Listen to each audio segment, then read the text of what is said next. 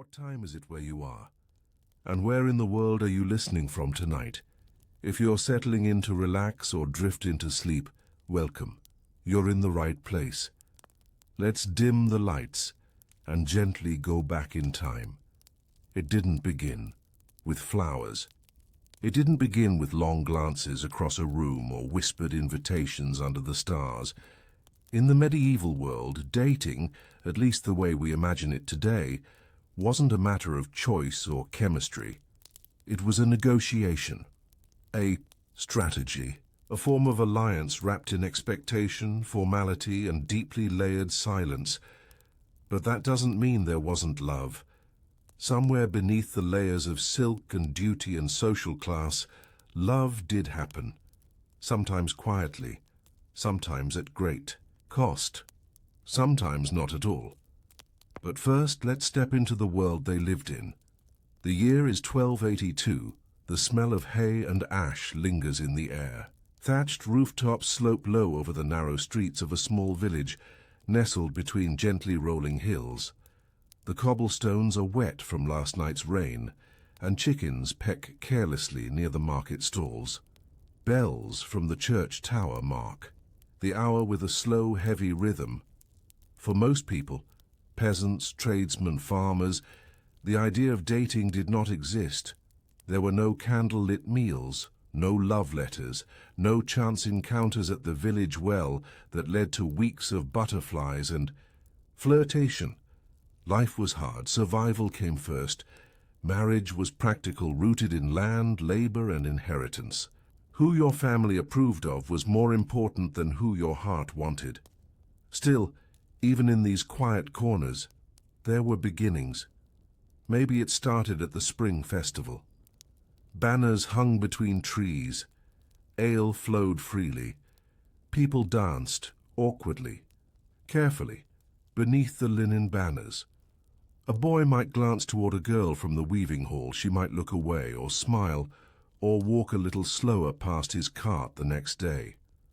They wouldn't speak much, not yet. Most conversations happened in the presence of others. Modesty was a watchful chaperone. To be seen alone together was risky, even shameful. So courtship, if it happened at all, was subtle. A gift of honeycomb left at a doorstep, a carved wooden button slipped into a basket, a song sung aloud that just happened to mention her hair. And then, if her father approved and the dowry wasn't impossible, came betrothal. Betrothal was more than an engagement. It was binding.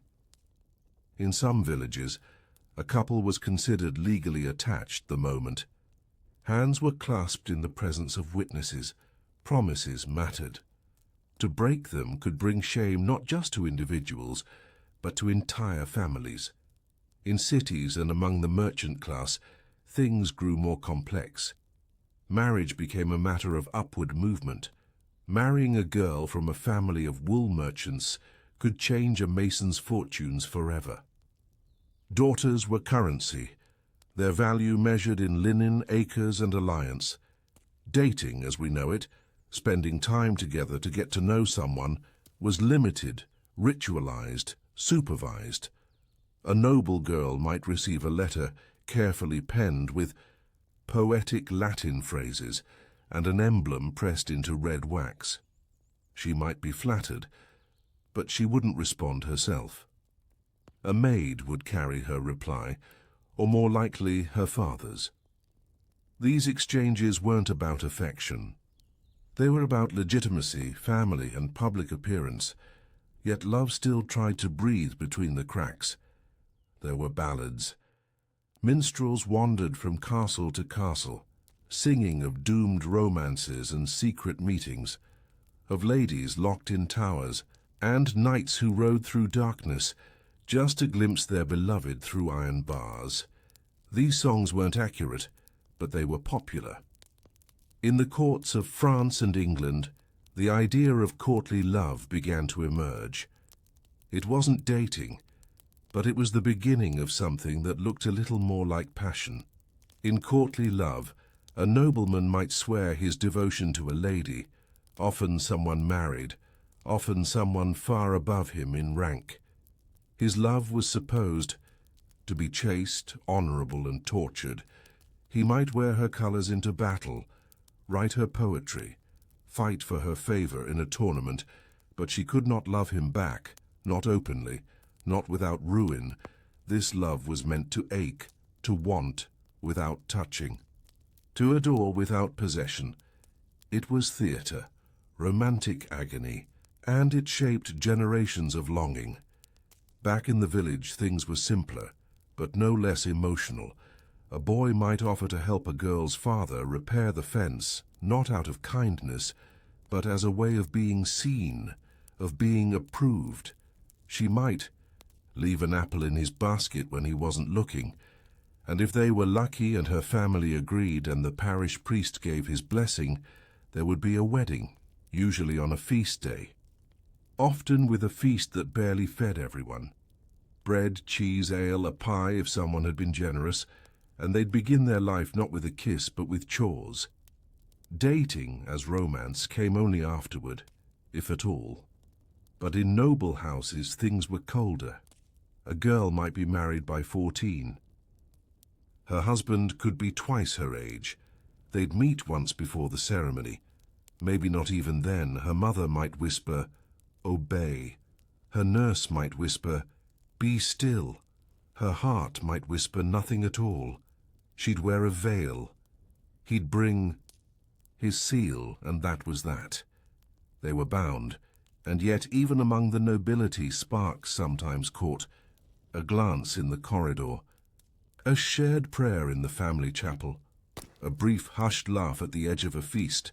Some of those moments became affairs, most did not, but all of them were watched. The idea of freely choosing a partner, falling in love without consequence, was a luxury almost no one had. Even widows and widowers were discouraged from choosing too freely. A noble widow might be ordered to remarry to cement a new treaty.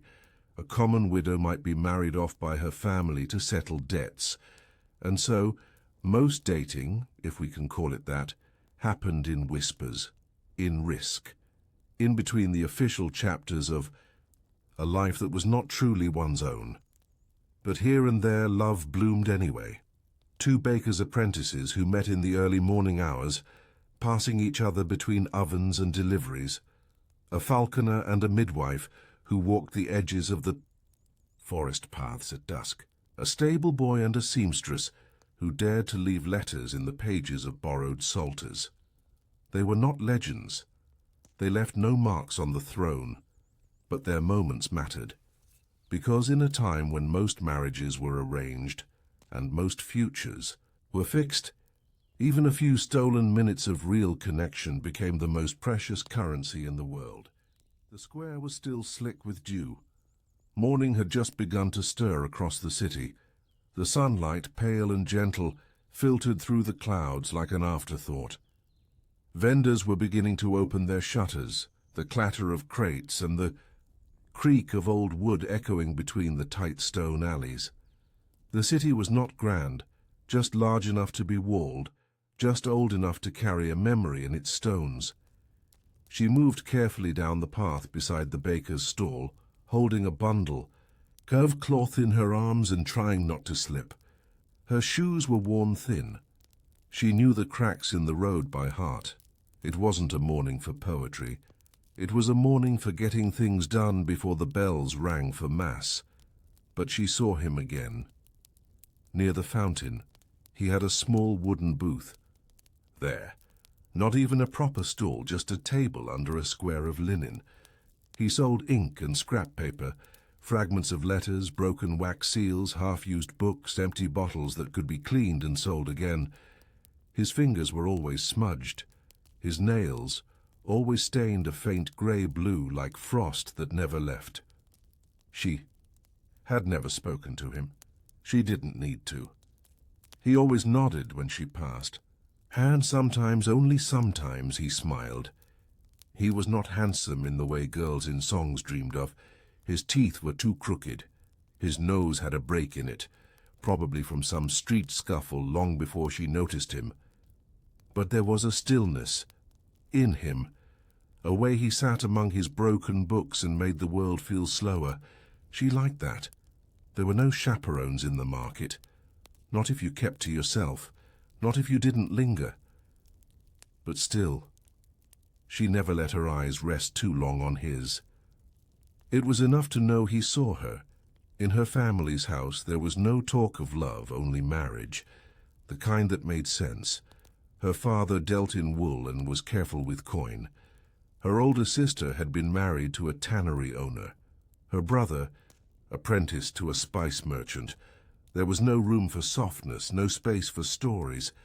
Not in a world where a spoiled cart of apples could mean a month without coin. But still, her fingers itched when she passed the table of ink. She wanted to touch the bottles, to ask about the old letter sealed in a wax crest she didn't recognize. To ask why he sold words when so few could even read them. She didn't know if he could read. She never asked. The first time he spoke, it was because she dropped a spool of thread. It rolled beneath his table. She reached for it, muttering a quiet curse, cheeks hot with embarrassment. He leaned down, retrieved it, held it out. "You sew?" he asked. She blinked, then nodded. "My mother was a weaver," he said. "I used to sort her spools by color, until I mixed up blue and violet. After that I was demoted." She laughed.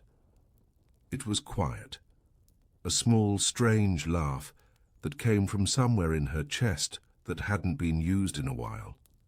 She took the spool. "Thank you," she said.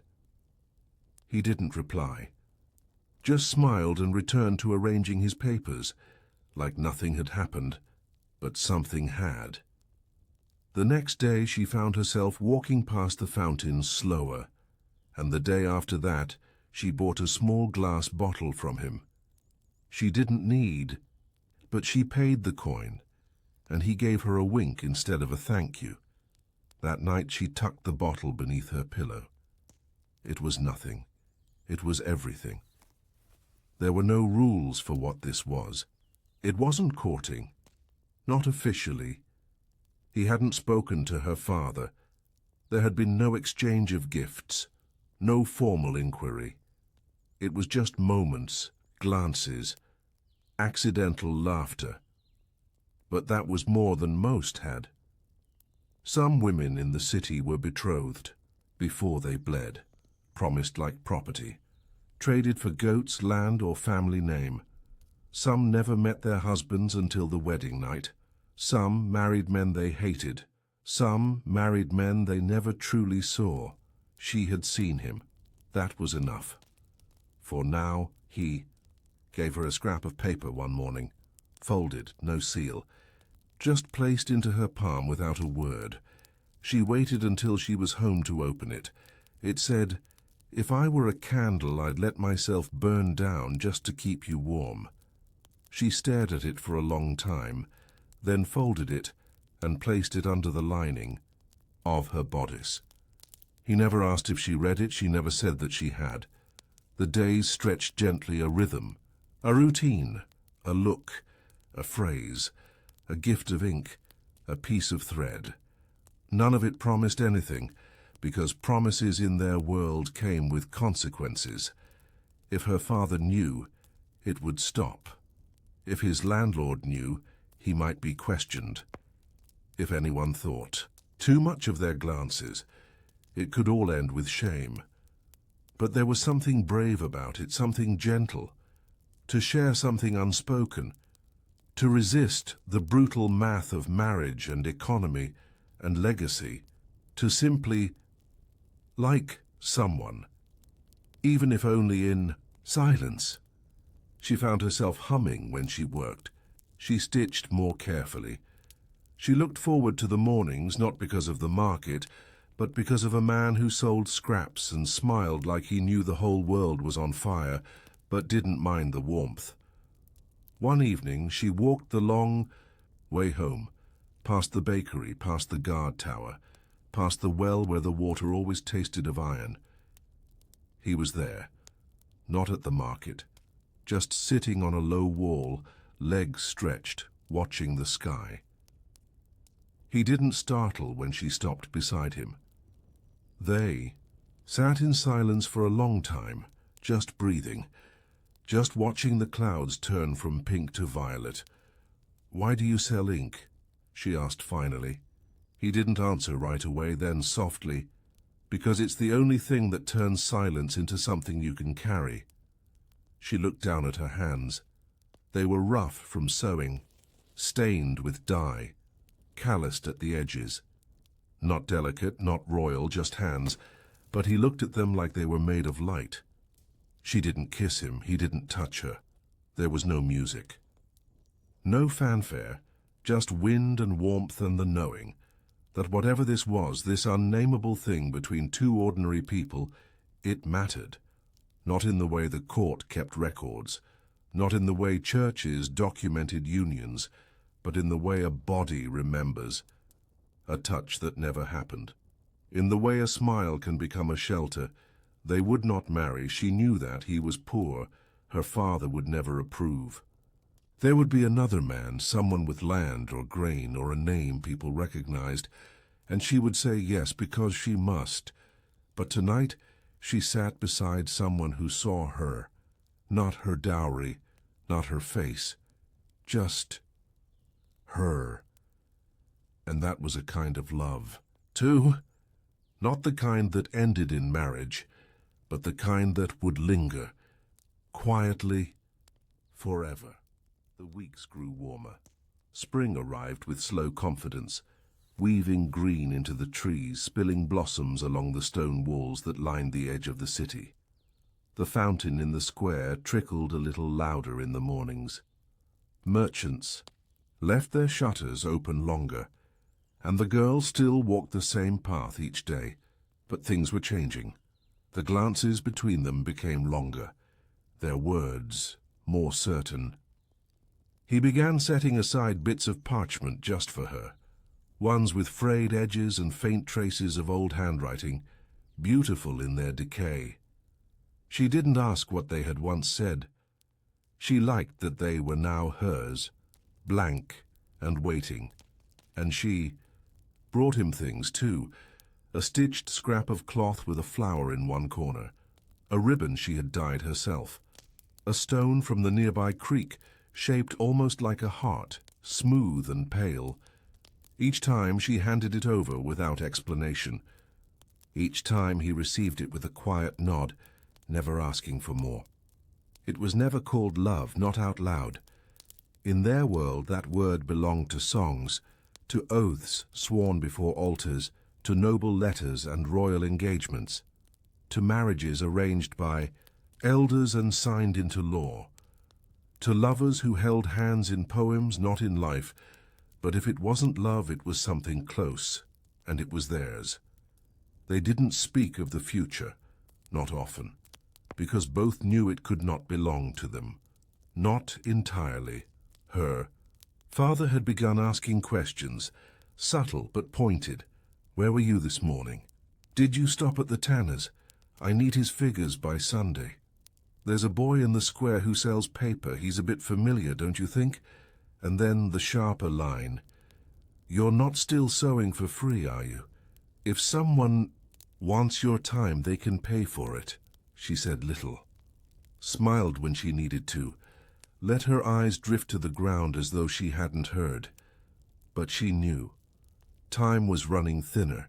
She began to treasure the smallest things, the way he ran, his thumb along the edge of a paper before offering it, the way he watched the pigeons more than the people, the way he never tried to speak too much, as if he understood that quiet was its own kind of closeness. One day, she arrived at the market to find him gone. The table was bare, the cloth folded. She stood there for longer than she meant to, basket in hand, fingers tightening around the handle without realizing it. He didn't return for 3 days. When he came back, he looked different. His jaw was bruised, A cut traced a line near his brow. His eye was dark and swollen, and he moved with care. She didn't ask, he didn't explain. Instead, he placed a bottle in front of her, smaller than usual, but sealed with red wax. She lifted it carefully, tucked it into her sleeve. Neither said a word. That night she waited until her father slept, then lit the end of a candle and cracked the seal with her fingernail. Inside was not ink, not entirely. There was a slip of parchment, coiled tight, curled like a leaf, caught in a cold breeze. She unrolled it, just 6 words. Even if they never let us. She read it again and again. There was no signature. She didn't need one. She folded it and placed it inside the hem of her cloak, sewed the edge shut. The bruise on his face faded over the next week, but the table was never quite as full again. He sold fewer papers, fewer bottles, fewer smiles. He still looked at her, but less often, and when he did, it was with a sadness that wasn't there before. She understood. Somewhere someone had warned him, or worse. That was how it worked. Sometimes you were seen even when you didn't want to be, especially when you didn't want to be. The weight of reputation was heavier for girls, but it didn't leave boys untouched. A glance at the wrong daughter, a joke told too loudly, a moment of softness mistaken for arrogance. It didn't take much to lose everything. They still met, not always, not with words, but in the way her path always curved past the fountain, in the way he always adjusted his table to face her. Then, as quickly as spring had come, it began to go. Rumors floated through the square. A trader from the east was seeking a wife. He was older, twice widowed, wealthy. Her father smiled more that week. His tone changed. She knew. And yet, when he told her, standing stiffly in the corner of their kitchen, arms folded, not quite meeting, her eyes, it still felt sudden. "You'll be presented this Sunday." He didn't say who, he didn't need to. She nodded, then asked if she could walk to the chapel. He agreed. The sun was setting as she made her way to the square.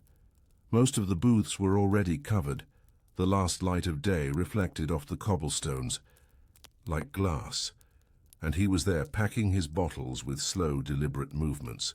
She stood across from him, no smile, no words. Just waiting. He didn't ask. She didn't explain. He already knew.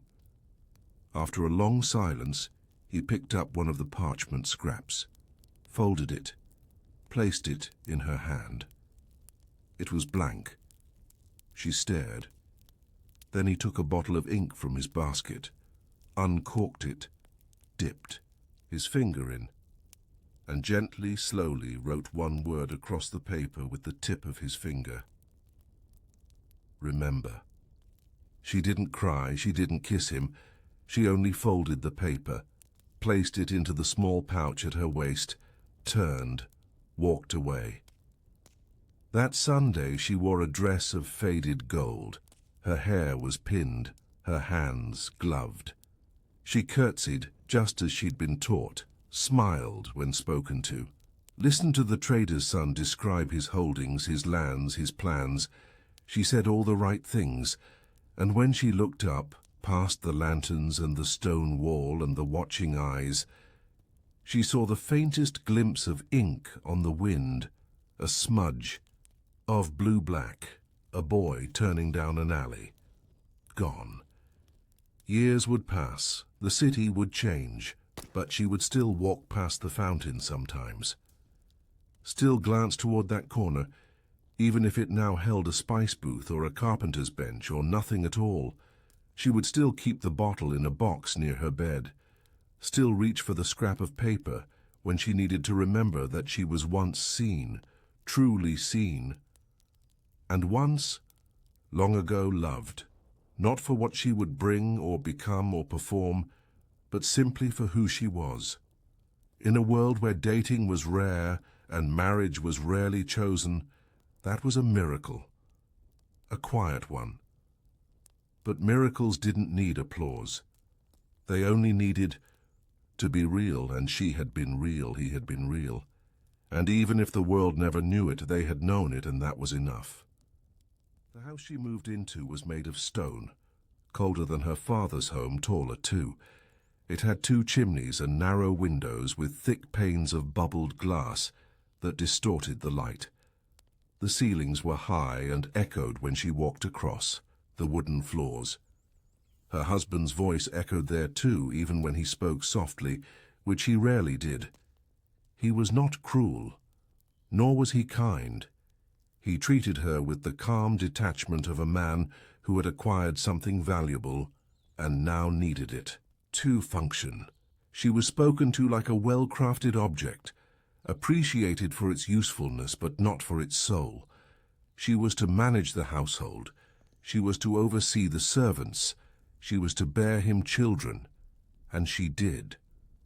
She rose early, learned the rhythm of the household quickly.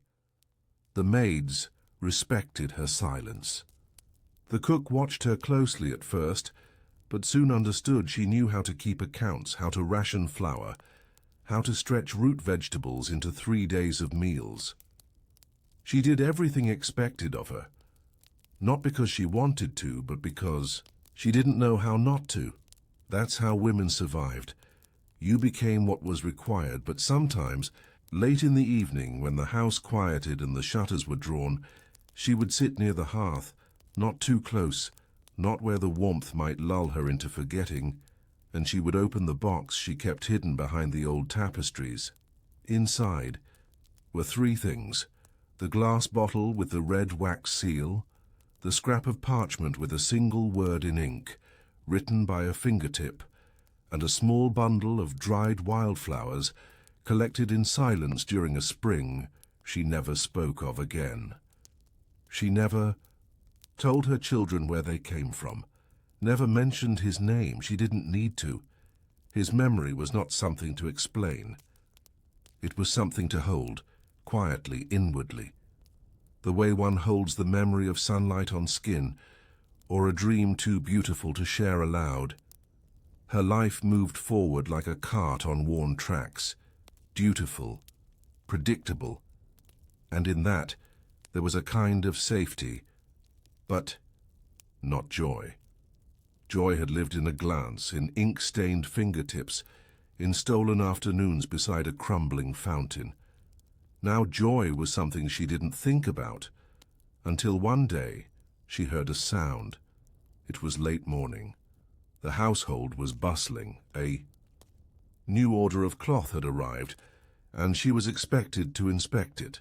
She stood near the front hall, running her fingers over the edge of a bolt of wool, when she heard laughter, sharp, bright, unguarded. It was her daughter, 12 years old, not quite a child, not yet a woman, laughing in the kitchen garden with a boy. He was the stable hand's son. Nothing remarkable. His tunic was patched, his boots too big. But her daughter's face was lit in a way she had not seen before.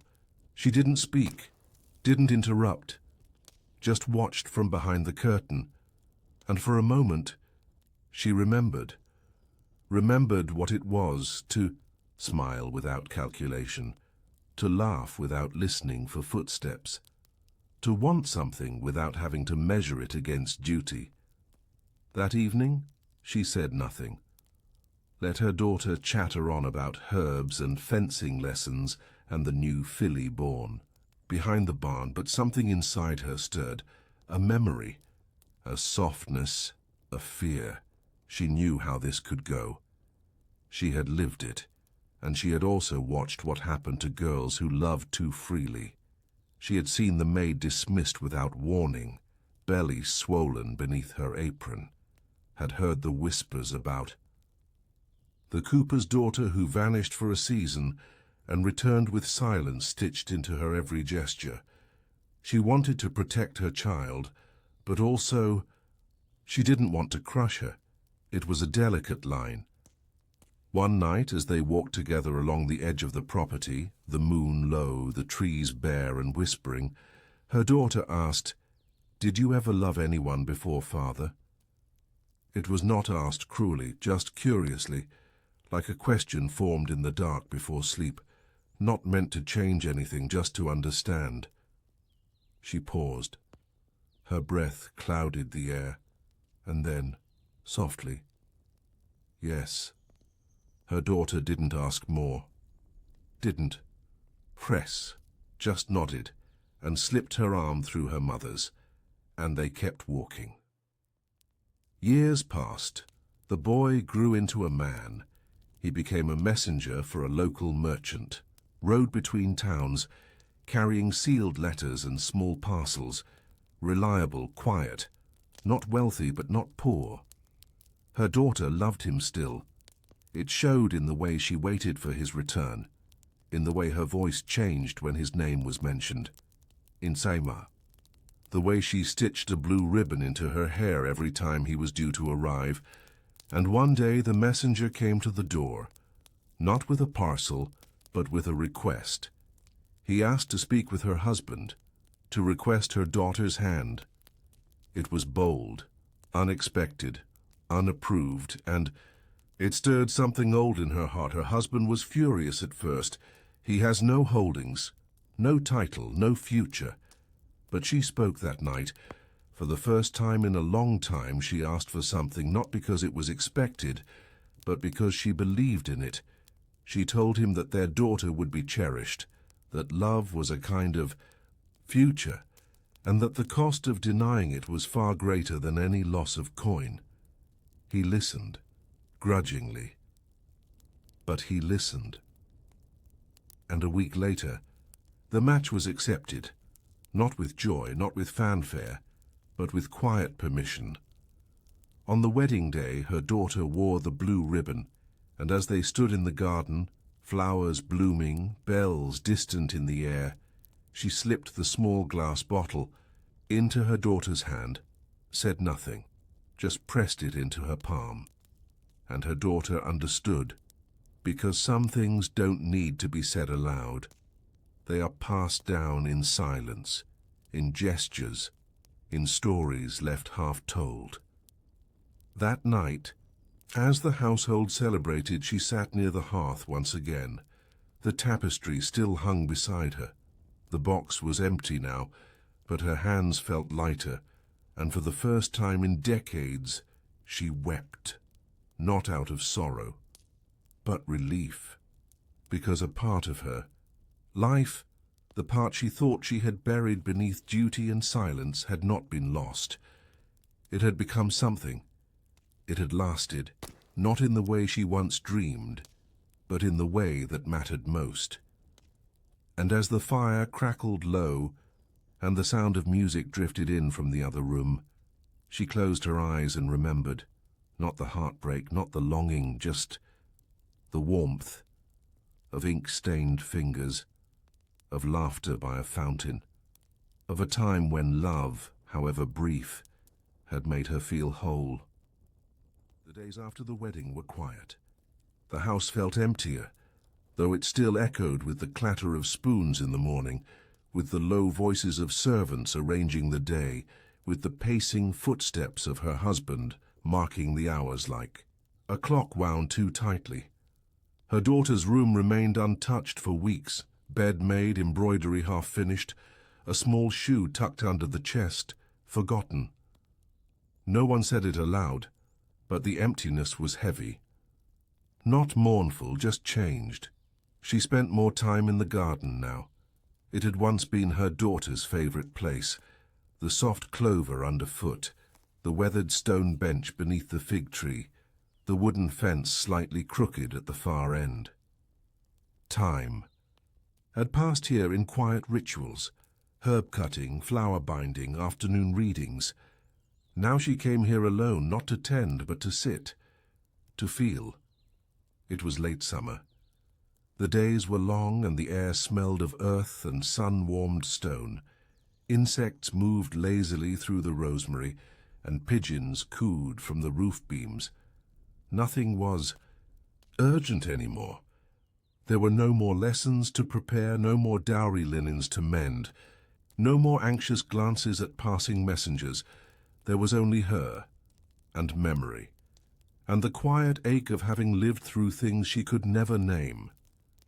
She had once imagined that aging would bring clarity, that she would look back on her younger self with wisdom or pity or pride, but the truth was murkier.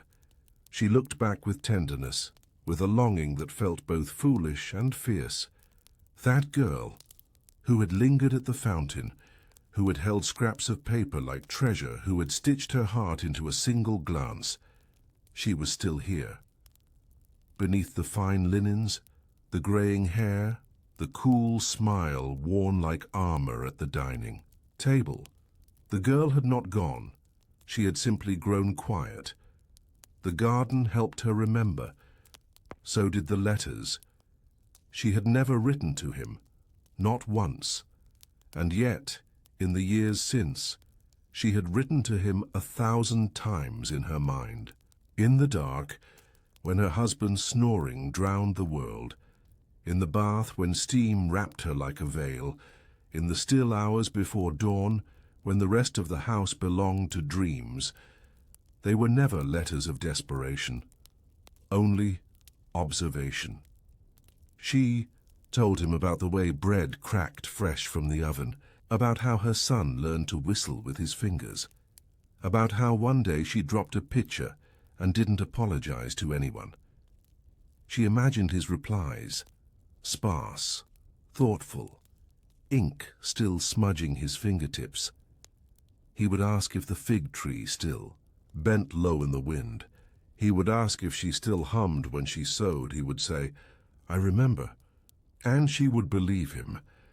That autumn she received a visitor, unusual, unexpected.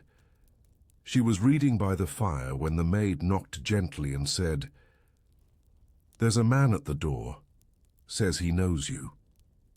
She frowned, closed the book, went to the entryway, with cautious steps, expecting a relative, a merchant, a mistake, but it was not. He was older. Lines creased his face deeper now. His beard held streaks of grey. He wore no finery, just a travel-stained cloak and boots thick with dust. He looked like he had been on the road for days, but she knew him instantly. The eyes gave him away. That strange steadiness, that warmth. He didn't smile, didn't step forward, only said, "I'm sorry." She stared and then, breathless, "Why?" For waiting so long. There was no need to invite him in. She did, of course. She was still a lady of the house. She offered him tea. He declined. She offered water. He took it, sipping slowly, watching her over the rim of the cup like she might vanish if he blinked. Too long. They sat in the corner room, no fire, just the afternoon light pouring in through the window. She asked no questions. He gave no explanations, not then. They spoke of nothing at first, of road dust, of markets, of the strange storm that had broken 3 windows in the chapel last month. And then, slowly, the silence shifted. "I thought you were gone," she said. "I was," he answered, but only in miles. She looked at his hands, still stained faintly with ink. He saw her gaze and smiled for the first time. "I sell stories now," he said. "Not scraps. I copy them. For libraries, for churches, for anyone who wants to remember." Do people still want to remember? Some do, and the rest? They forget, but that's their loss. She nodded. A long pause. "Why now?" she asked. He looked out the window. The sky was pale and flat, the way it is just before. Winter tries to make itself known. "My son passed through this town," he said. "A few weeks ago, he said there was a woman here, a quiet one, with a house full of silences." She didn't reply. She didn't have to. "I thought you might." Not remember me, he said. I never stopped. It wasn't romantic. It wasn't desperate. It was simply true. He stayed for 2 days. No one asked why. Not her husband, who barely noticed. Not her servants, who knew better. Not her children, who had grown and scattered like leaves. And when he left, he did not promise anything, not even a letter. He only said, "I'm glad you kept the bottle." And she smiled. It was the first time in years her smile had not been rehearsed. She returned to the garden that night. The stars were out. She lay on the stone bench, the one she used to brush off for her daughter, and stared up at the sky. It wasn't that she wanted to be young again. She didn't. It wasn't that she regretted her choices. She didn't. It was only that sometimes a part of you waits for something to remind you that you once lived outside the borders, outside the plan, outside the names other people gave you. He had reminded her, and that was enough. The next morning she wrote her first letter. For real, this time. Not in her mind, not in whispers. With ink, with care. She didn't seal it, didn't send it.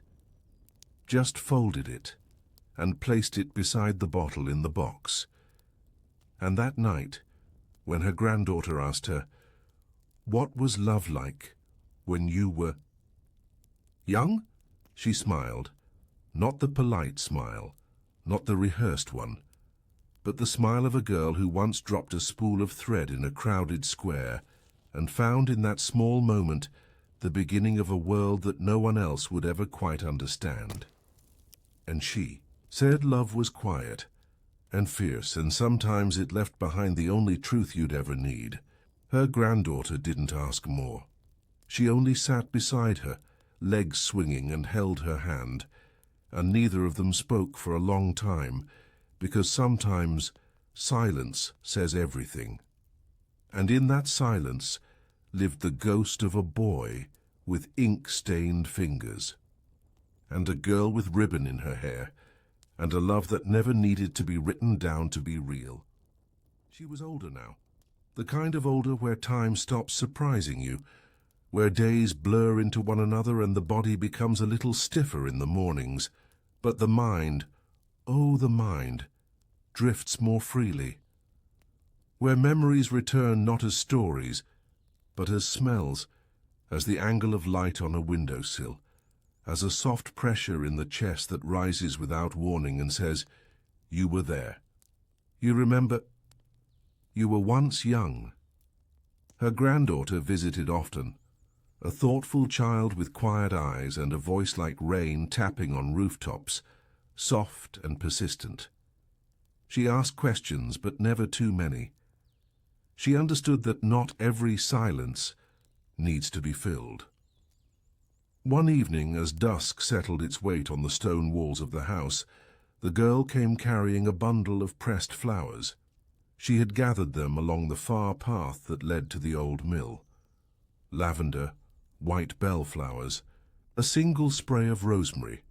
She laid them in her grandmother's lap and said, "They reminded me of something, I'm not sure what." The old woman smiled and said, "That's the best kind of reminder." They didn't speak for a while. The fire crackled in the hearth. Outside, the wind rustled the last of the autumn leaves. Somewhere in the distance, a bell chimed from the chapel, low and slow, marking a day that had come and gone like any other. But she was not thinking of days. She was thinking of eyes, of a boy once seated beside a fountain, selling bottles filled with other people's words and writing one truth of his own in silence across a scrap of paper. "Tell me about your first love," her granddaughter said suddenly. The woman turned, a little startled. "Why?" "I think I'm in mine," the girl whispered, cheeks red, eyes wide. And there it was, that moment every woman holds in her chest, the moment where the past and the present touch fingertips. She nodded slowly, then reached beside her chair and took out the old wooden box. She hadn't opened it in years, but it had waited. The bottle was still intact, the glass slightly clouded, with time. The parchment still folded beside it, ink faded to a ghost grey, but the words still legible. Remember, she handed it to the girl. Her granddaughter stared at it, held it like a holy thing. Was it? Yes, the old woman said. Before your grandfather, long before. What happened to him? He reminded me I was alive, and then he reminded me that some things don't have to last to be true. The girl looked confused, but only a little. She was young, but not stupid. Did you stop loving him? No, said the old woman, but I stopped needing him to. Love me back. The fire popped. She leaned forward, warming her fingers. When I was your age, she began, love was like a rumor. It was never part of the plan. Girls were matched. Dowries were discussed. A good marriage was a business. If you were lucky, you didn't hate your husband. If you were very lucky, he made you laugh once or twice before the end. Sounds awful, her granddaughter whispered. It was just life, she said gently. And sometimes even in that, something beautiful would slip through. She told her about the ink, about the quiet booth in the square, about the boy who never asked too much but always looked as though he already knew her answers, about the wordless rhythm of glances passed between bread stalls and candle shops, as though the whole world were a stage too crowded for their story to be seen, so it unfolded between silences instead. It was never official, she said. We were never promised. No one ever spoke our names together. And yet, he's the reason I believed in love at all. The granddaughter was quiet for a long time. Then, do you think he remembers you? The woman blinked. She hadn't expected the question. It felt like a thread had just been tugged loose in the center of her chest. I don't know, she said truthfully, but maybe remembering isn't always the point. The girl frowned. Then what is? The old woman smiled, slow and tired and full of years. Maybe it's this, she said, pointing to the bottle. Maybe it's sitting here all this time later, handing this story to you. The fire dimmed. They sat there for a while longer, the girl's hand resting lightly on the old woman's wrist. Outside, the first flakes of snow began to fall. Winter had come quietly this year, as it always should, and the garden was asleep. In the weeks that followed, her granddaughter returned to the story again and again, not asking for more details, but holding them in different ways. Once she painted the bottle in watercolor. Another time she tucked dried flowers into the spine of a notebook and said they were for someone unnamed. She stopped tying her hair with tight ribbons, started leaving it loose a little wilder, and one morning, when she thought her grandmother wasn't listening, she whispered to her reflection in the mirror, "Even if they never let us." The old woman smiled behind the curtain. It had been worth it then, not because her love had turned into legend, but because it had turned into legacy. And that, quiet, invisible, undemanding, was enough. Years passed. The woman grew slower, her fingers curled with age. Her eyes dimmed, her knees ached. The garden grew over. The stone bench cracked. The house became still, often quiet, with only the sound of servants walking softly and the occasional creak of old wood in the night. And when her time came, she did not call for anyone. She simply lay down one afternoon beside the fire, the box open on the table, and drifted. No speeches, no regrets, only the warmth of memory.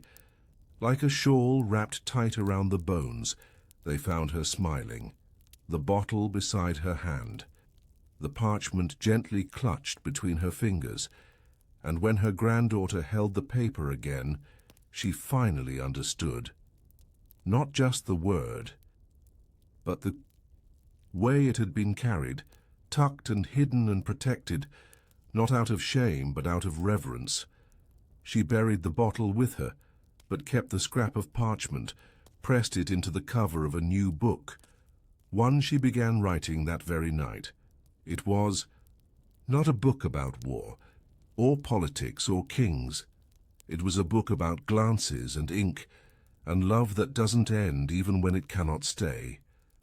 And the first line read, "This story began beside a fountain, and it ends with silence.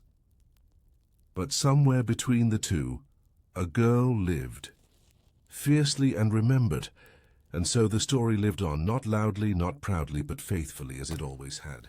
She read the book aloud at night, not to anyone in particular, just to herself and to the quiet, sometimes with a cup of milk, sometimes with her feet tucked under a heavy blanket her grandmother had sewn decades earlier. The words didn't need an audience. They simply needed to breathe, to be said. That was enough. It was a slim book, soft pages, inked carefully by hand, each line bearing the weight of someone else's heartbeat. She had written it slowly, in fragments, during harvest lulls, during quiet rains, during moments between chores when the house held still. There were no chapters, just moments, one after the other, a glance, a laugh, a bottle passed from hand to hand. And yet somehow it became everything. People began to ask about it. A friend who stayed the night read a few pages and wept. A cousin who thought love was merely a transaction said nothing at all, but folded the corner of the page and carried the story in her pocket for days. Then one day the local priest asked if he could borrow it, just to copy a paragraph, he said. "There's a truth in here that's not in my sermons." She allowed it. It wasn't hers to keep, after all. It had never been hers, not really.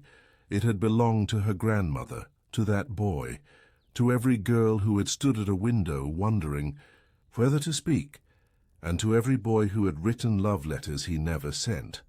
What surprised her most was how many people had stories just like it. Not exactly. Not with ink and glass bottles and fountains in town squares, but with silence, with small loves that lived in corners of their lives, unspoken but felt. One man said he had once watched the same. Woman bored a carriage every Tuesday for 3 years and never spoke to her, but always wondered if she remembered his face. A woman admitted to keeping a pair of gloves a farmhand had given her when she was 17. Someone else said he never told his wife about the girl who helped him with his Latin during a summer. In the city, the stories didn't end with happy weddings or declarations, but they didn't end in sadness either. They simply lingered, like music left playing in an empty room. And that, the girl realized, was what made them matter. They had no place in history books, no names etched in stone, but they had shaped people quietly. And now, her book was passing between them like a secret, shared in kitchens, in fields, in letters written late at night. The parchment with the word "remember" was now tucked between the final pages, laminated to protect the fading ink. But she could still feel the pulse of it. That word had lived in her grandmother's heart for decades. It had anchored choices, softened sorrows, held joy like a pressed flower. It had shaped generations. And now it shaped her. She began keeping her own box, not out of imitation, but because the world felt too vast, and she needed a place to hold the quiet things. A ribbon her brother had given her when she was small, a coin her father had once carried for luck, a stone from the garden path, still warm from the sun the day she realized she was no longer afraid of being alone. She began writing again. Not just the old story, but new ones. She asked questions no one had thought to ask. What did you feel the first time you saw someone look at you like you mattered? What do you carry that you never told anyone you missed? Who would you write to if you knew they would never read it? and people answered, sometimes with words, sometimes with silence. Both were welcome. Then one spring a boy arrived in town, not a traveller, not a noble, just a boy, young, awkward, but with hands that trembled slightly when he offered her a jar of honey as thanks for helping him find the mill.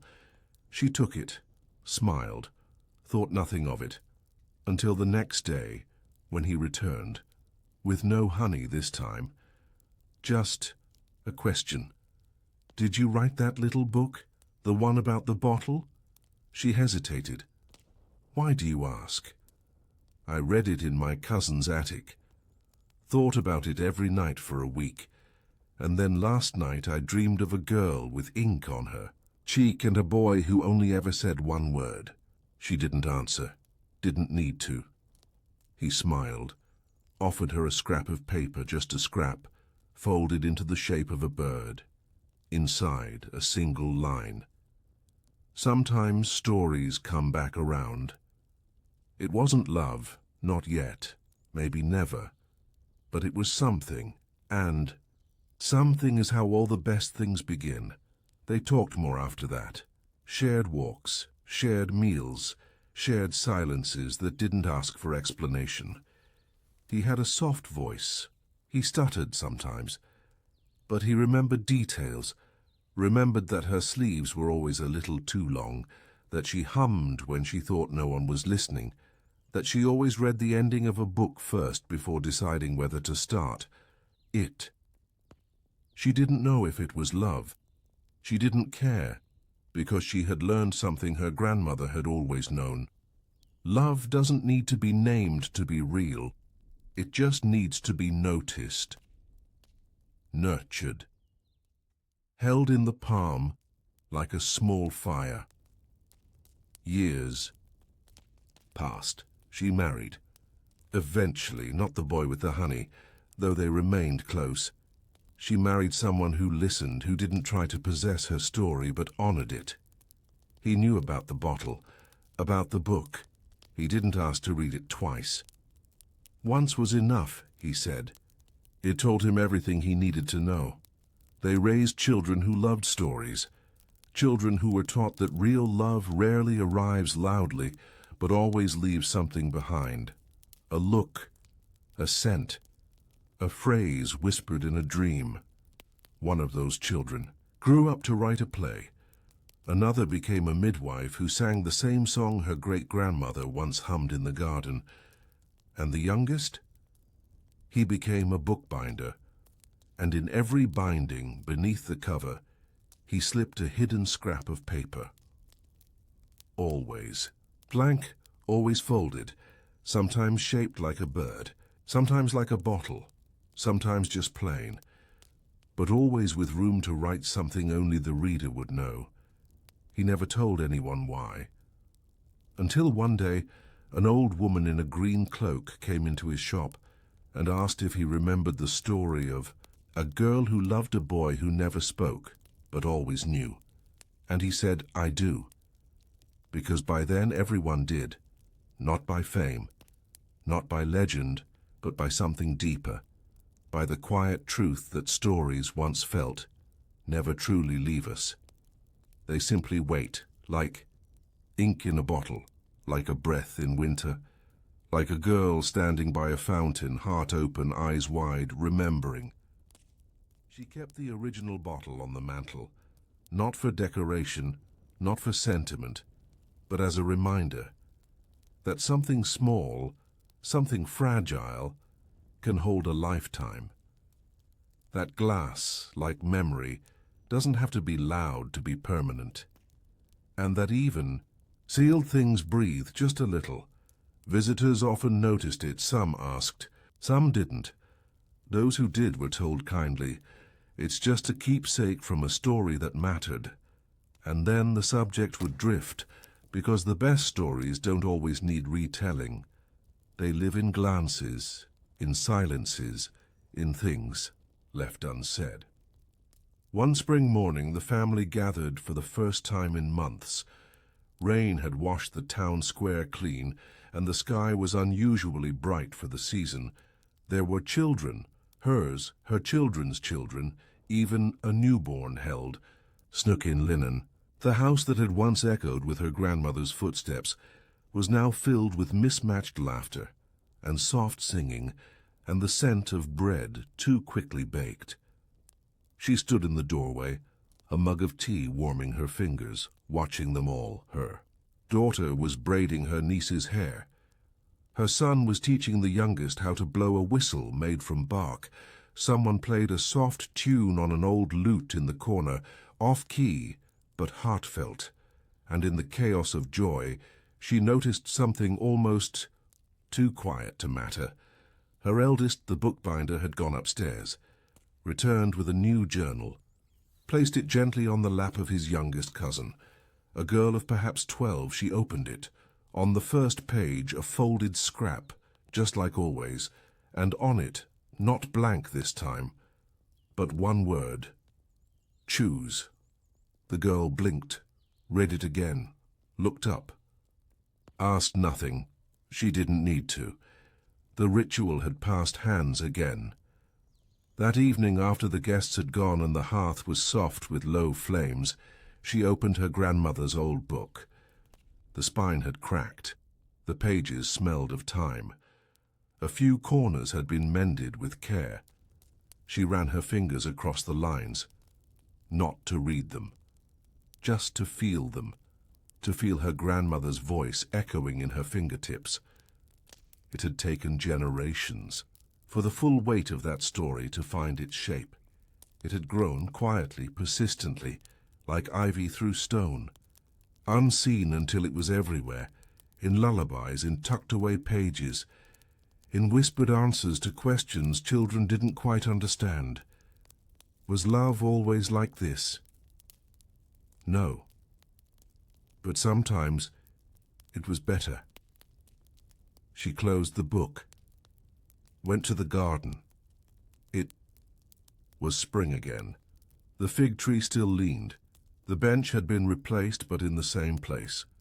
The rosemary had grown wild, spreading out in gentle defiance of the garden walls. She knelt, not out of prayer, but out of memory, pressed her palm to the dirt, cool, damp, honest, and whispered to no one and everyone.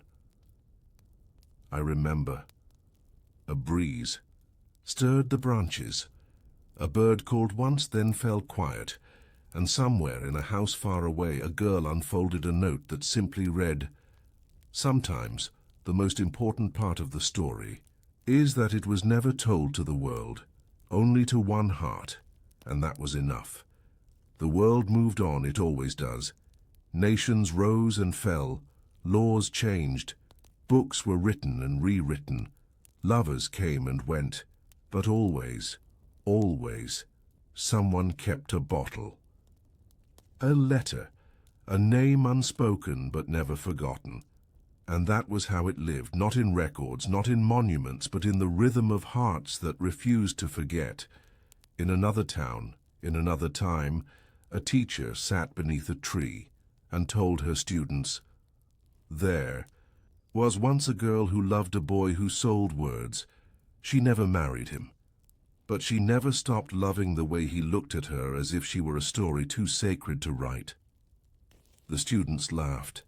They were young, too young to understand.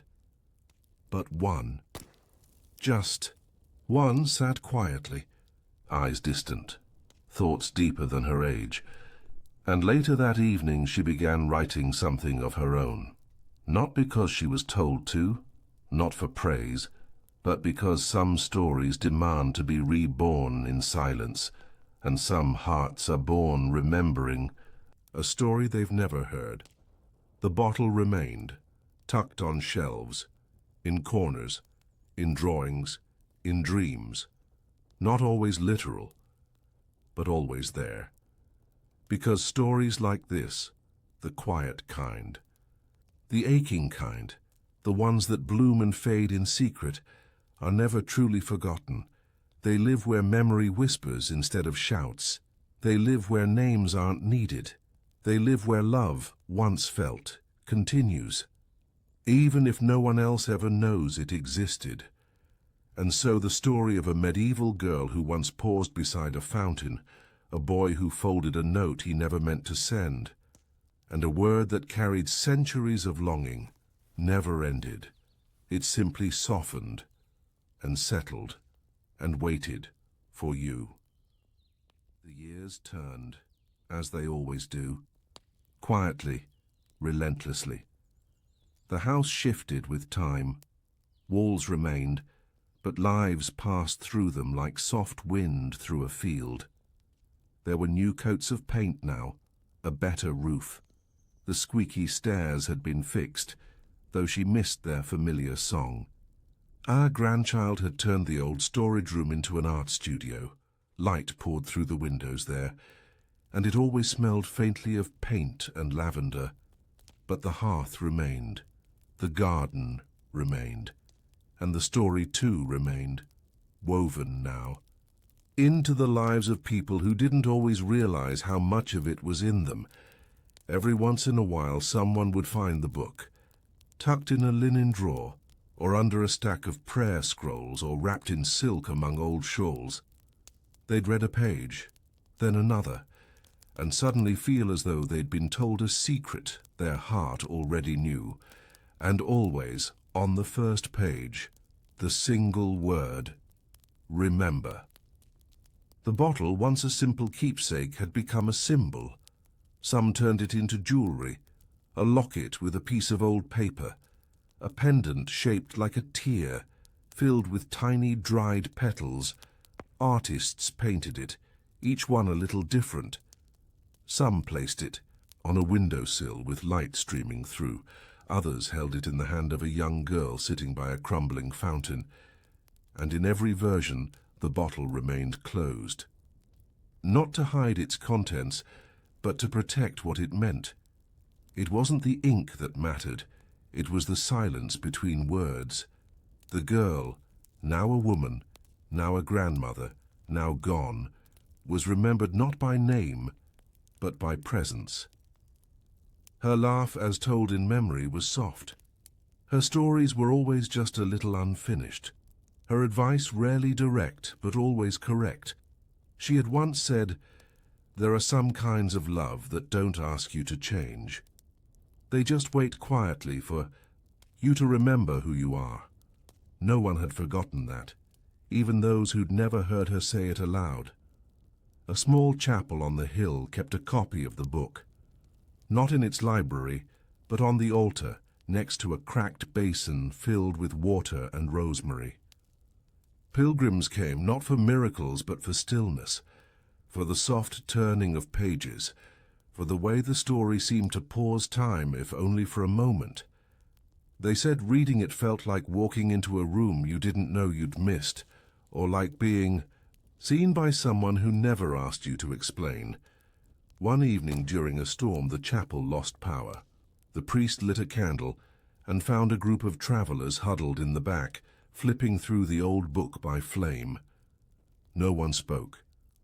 When he offered them blankets, one woman looked up with tears in her eyes and said, "I didn't know stories could feel like home." The priest only nodded. He understood. He too had found something in those pages he hadn't known he was missing. In a distant village, a girl kept a bottle on her windowsill. It was empty, but every time she wrote a letter she never sent, she folded it and slipped it inside. The glass grew crowded over the years, little scrolls piled like whispers. She never opened it. She never had to. Each note ended the same way. "I'll remember you." Sometimes it was addressed to someone real, sometimes to herself, sometimes to someone who hadn't arrived yet. That didn't matter. What mattered was the ritual. What mattered was the stillness it gave her, the feeling that her story, no matter how small, deserved to be held. In another town, a boy wore a ribbon in his pocket, not around his neck, not in his hair, just in his pocket, folded, tucked near his skin. He didn't remember where he'd found it. He only remembered the feeling when he picked it up, like the echo of someone's smile, or the quiet peace that comes after you've cried, and there's nothing more to say. He kept it for years, never told anyone, until one day, walking through a market, he saw a girl holding a book. That book. He asked where she got it. She said, "It came from my grandmother. She told me to pass it on when I found someone who might need it." He said, "I think I've been waiting for this story." She said, "Then take it." And he did. And that night, for the first time in his life, he wrote something down. Folded it, slipped it into a bottle he'd kept since he was a child, and finally understood what it meant to carry love not as a burden, but as a memory. A young woman once tried to rewrite the story, not because she wanted to change it, but because she wanted to understand it in her own words. She spent weeks poring over every detail. She gave the girl a name, and the boy. She added dialogue, conflict, chapters. She built scenes around the fountain. She described the ink stains on his hands, the shape of her dress, the way they stood too close but never touched. It was beautiful, precise, but when she finished, she felt something was missing. She handed it to her grandmother. The old woman read it quietly, then closed the pages and said, "It's lovely, but now tell me, what did you leave unsaid?" The girl blinked. "I don't know." The grandmother handed the book back. "Then start again." And she did. This time, she didn't try to fill every silence. She let the pauses breathe. She let the memories arrive as shadows, not spotlights. She let the story be what it had always been, a feeling, a remembering, a truth too soft for structure. And when she was done, she didn't title it. She simply folded the last page, placed it in a bottle, and left it by her window, just in case someone needed it. Somewhere, in a library no one ever quite remembers how to find, there's a shelf with a single note. If you're reading this, you already know. The shelf is empty, but when you close your eyes, you see a girl with her hand hovering over a fountain, a boy with ink on his thumb, a bottle in the dust, and the echo of a word that never needed a voice. Remember, because remembering is not about detail. It's not about dates or facts. It's not about who said what or when or how long it lasted. It's about the weight of it, the scent of it, the way your heart still stirs when you think of something that was almost, but never, quite spoken. That is the story, not the plot, not the ending, but the presence, like breath on glass, like silence shared between two people who never had to explain. That's what love was like in medieval times. Not perfect, not grand, just real. Hidden, in corners, written in glances, carried in bottles and passed down, not in fame but in feeling. And you carry it now. Of all the things she passed down, recipes, prayers, old songs sung only in the quiet before dawn, it was that feeling that endured the most. Not something you could name or touch, but something that lived in the chest, like warmth stored in bones. The story wasn't about her, it never really was. It was about everyone who'd ever waited by a window. Everyone who'd ever written a letter they never mailed. Everyone who looked at someone once and thought, "Yes, you." Even if only for a moment. The village changed. Stone buildings gave way to timber, and timber to brick. The old cobbled paths were worn smooth, then covered in gravel, then in something flat and grey that didn't hold the memory of footsteps as well. But the square remained. And the fountain. The fountain was no longer used for water. It was filled with coins now. Wishes. Tossed in haste or ritual. Tourists came mostly in summer. They liked the myth of the place, even if they didn't understand it. They'd take pictures. Read the small plaque nearby. It didn't mention names. It simply read, This is where a bottle was passed between two people who never spoke their love aloud, but it echoed just the same. There were benches now, shade trees. Sometimes an old man would sit nearby with a tin cup and play music that didn't follow any known tune. Just wandering notes that seemed to belong to the stones themselves. Locals said he'd once loved someone who died before she ever knew. But that wasn't tragic, they said, because she probably knew anyway. That's how stories worked around here. They didn't end, they just softened.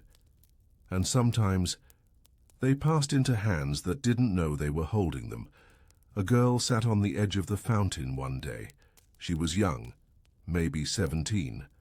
Her dress was too long, clearly borrowed, and her shoes pinched at the toes. She held a notebook in her lap, scribbling furiously. Every so often she'd stop, rip out a page, fold it and drop it into her satchel. An older woman approached, curious. "Writing a story?" she asked. The girl nodded. "Trying to."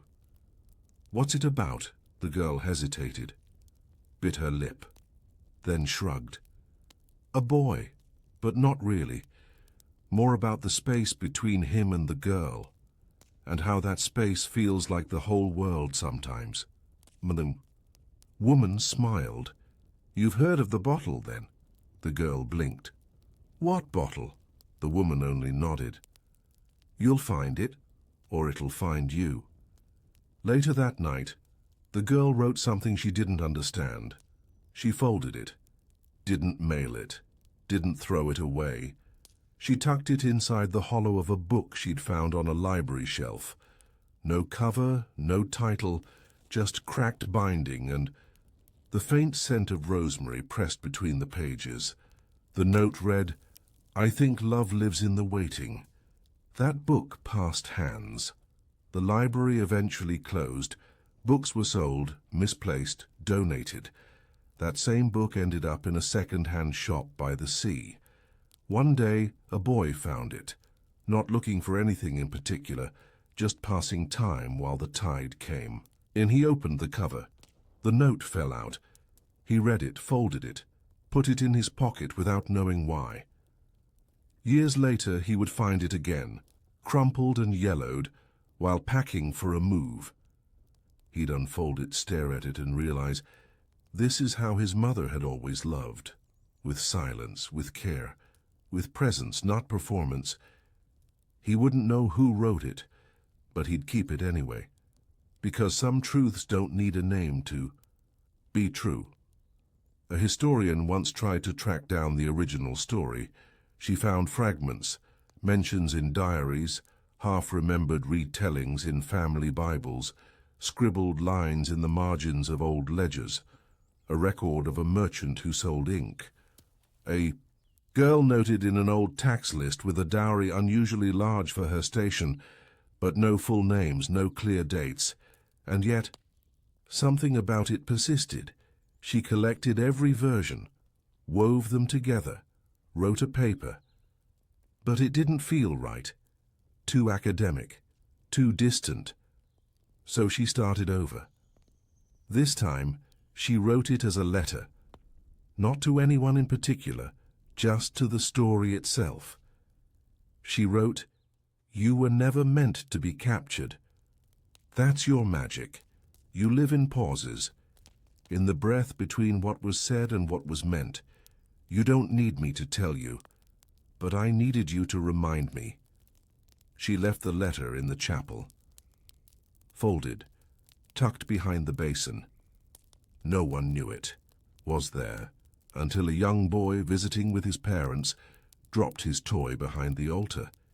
He reached down and found the letter instead, read it, didn't understand it, but took it with him anyway. 10 years later, it would be the reason he wrote his first song, not about the story, but about the silence between words, and still, the bottle. It appeared again and again, sometimes literal, sometimes a painting, a carving, a pendant, sometimes just an idea. A girl walking home from school might glance at a boy reading under a tree and wonder if she'll ever have the courage to say what's in her chest. She won't. Not yet, but she'll think of the story. Of the girl who didn't speak, and she'll know. That silence is not the end, it's just part of the song. A man waking alone after years of marriage might open a drawer and find an old folded note he doesn't remember writing. 3 words. You were enough. He'll cry, but not out of sorrow, out of the strange comfort that someone once held him in their heart, even if the world changed afterward. Somewhere, even now, a child is pressing their hand to a garden wall, imagining the girl who used to sit there humming to herself. The fig tree is gone, the bench has cracked, but they'll say they can hear the hum still just beneath the rustle of leaves. Their mother will smile, not correcting them, because maybe it's true.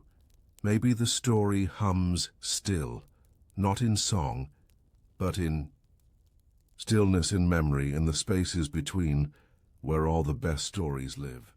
The village clock rang low across the fields as dusk spilled gently through the valley. Not many people heard it anymore, except the very old, who still looked up when the sound echoed, and the very young, who hadn't yet learned to ignore it. But for everyone in between, it was just part of the air now, like chimney smoke or bird song. The clock didn't mark time so much as memory. It didn't tell you what hour it was, but what hour it had been. In a cottage just beyond the bend, near where the road narrowed into a footpath, a girl sat at the window with her chin in her palm. Her name isn't important, because it was a name shared by thousands, carved into breadboards, whispered behind sleeves, scribbled on notes that were burned or buried or forgotten. She was like many others, and yet entirely herself. That was how life often worked for girls in villages like hers. She was nearing marriageable age, though no one could decide exactly what that meant. Too old to sit on laps, too young to command a household. Just old enough to be noticed, old enough that silence became a message and laughter became a risk. Her parents had begun speaking of matches in the tone one might use for weather, not with excitement, but with inevitability. There's a boy from the weaving town. He owns his own horse. He's only lost 1 tooth. As if those were the most important things about a life you were expected to intertwine with, your own. She'd heard about courtship from older cousins. They always made it sound like a barter. You brought your best qualities, laid them out like cloth at a market stall, and hoped someone offered something decent in return. One girl said she'd charmed a merchant's son by praising his handwriting. Another had learned how to make eye contact just long enough to be interesting, but not long enough to be accused of witchcraft. There were rules, they said. Don't walk beside him. Let him walk behind you first. Don't speak too much. But also, don't stay silent, smile. But not often. Not like that. Never touch his sleeve unless you've seen him touch yours first. Never write your name in a letter. Only initials, or a pressed petal. Never ask if he loves you. If he does, he'll say, and if he doesn't, you'll know. She tried to remember them all. She tried to care. But one evening, she found herself watching the moon rise through the trees, and thinking, not about the boy from the weaving town, but about the way his sister had once touched her hand when tying a ribbon. That memory had lived longer in her than any kiss from any boy. But that wasn't something she could say aloud. Instead, she listened to the rules and then broke them, one by one, not out of defiance, just out of curiosity. She spoke too much. She laughed too often. She walked beside the baker's apprentice even when no one else was on the road. She asked questions like, "Do you think love should hurt?" And "What if you don't want to belong to anyone?" The boys didn't always know how to answer, but some of them tried, and that was enough. One of them, A thin boy with clever hands and too many freckles once handed her a folded page without a word on it. Was a drawing, not of her, but of two birds facing away from each other, their wings just barely touching. Beneath it, he had written, "Not everything meant to fly is meant to fly together." She didn't speak to him again after that, not because she didn't like him, but because she wanted that sentence to be the last thing between them. She carried it with her for years, not in a pocket, not in a locket, just in her chest, beneath everything else. In the next village over, a boy had decided never to marry. His brothers thought it was because he hadn't met the right girl. His father thought it was because he didn't have enough land. But the truth was simpler. He didn't want to be someone's solution. He wanted to be someone's question, and no one seemed to have time for that. He wrote poetry in the margins of ledger books. He sang when he was alone, even if he wasn't very good. He once spent a full day weaving a crown from reeds, just to leave it on a gate for someone who had smiled at him once. He didn't care if she knew it was from him. The act was enough. In his world, that was what dating meant, if you could even call it that. It meant giving quietly. It meant risking without asking for return.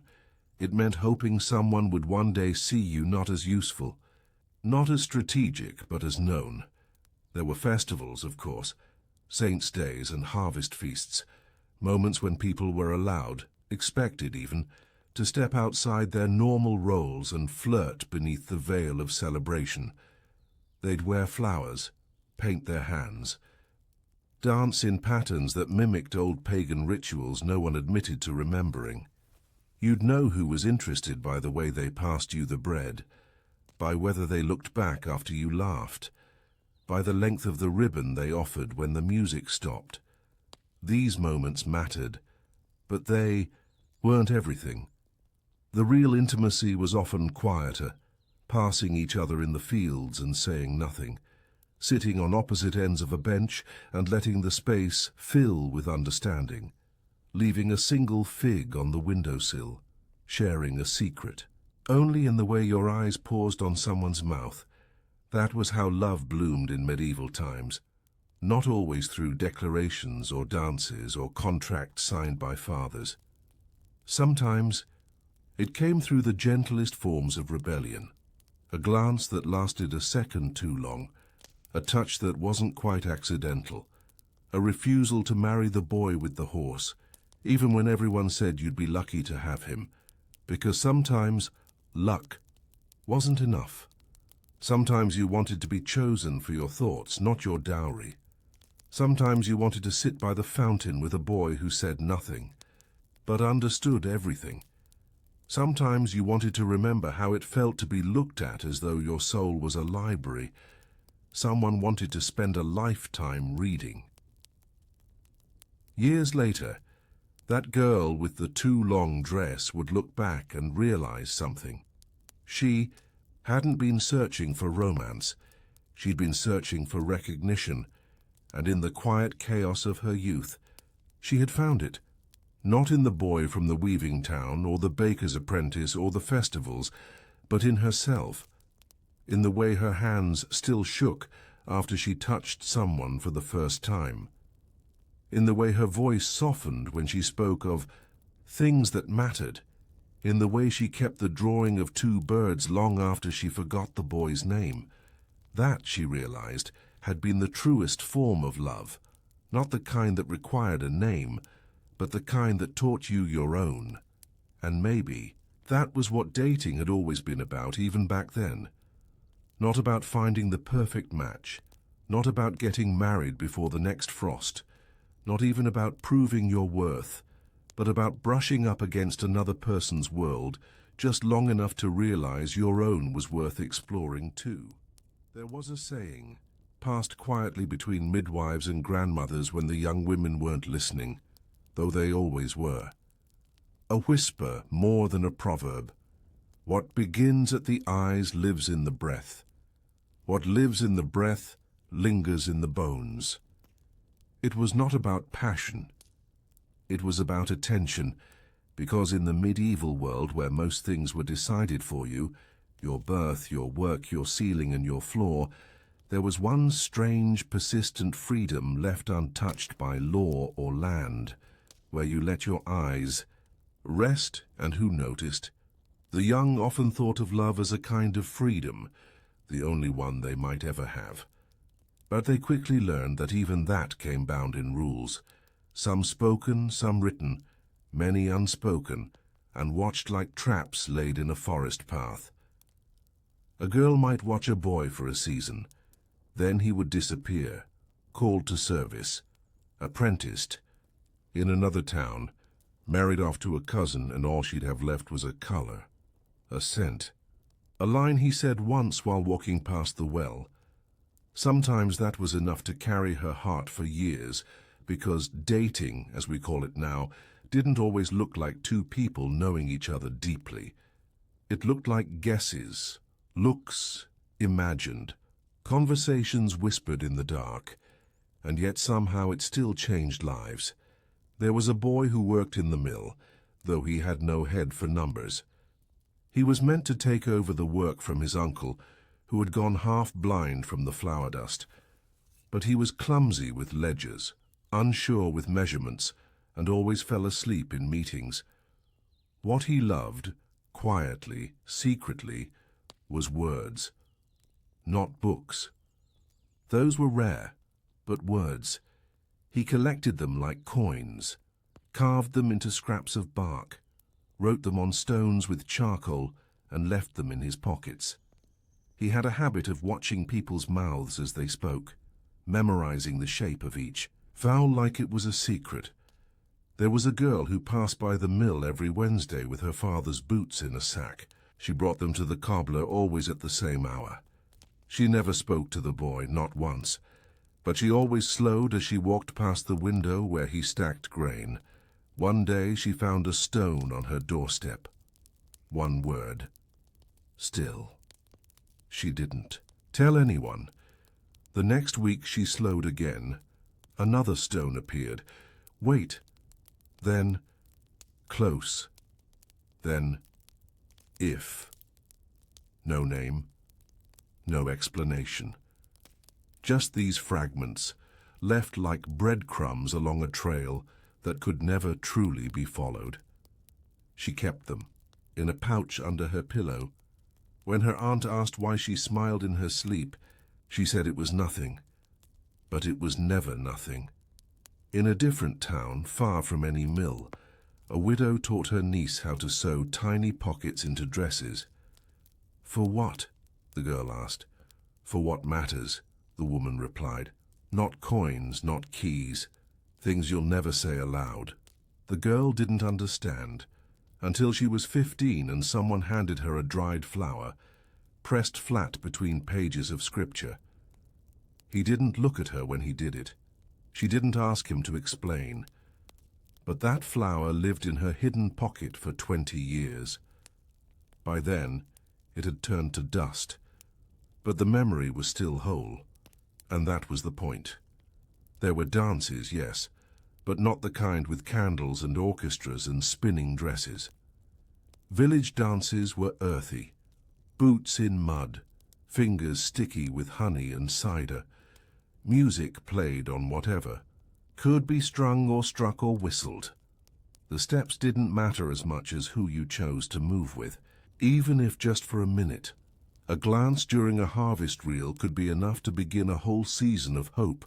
A refusal to take someone's hand could feel like the closing of a door forever. And sometimes a dance was only a dance, and that was fine.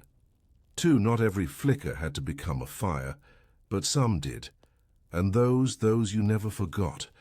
You'd see it in the way people spoke of each other years later. He used to know how I liked my bread. She always laughed before the punchline. We only danced once, but he remembered my name when no one else did. But perhaps the strangest part of dating in medieval times, the part no one wrote down, was how many kinds of love simply went unacknowledged. Not hidden, just quiet. Two girls exchanging gifts of fruit and fabric scraps and not calling it anything. Two boys practicing swordplay at dusk and not knowing why their hands lingered too long when they helped each other up. A widow and a farmhand who shared tea.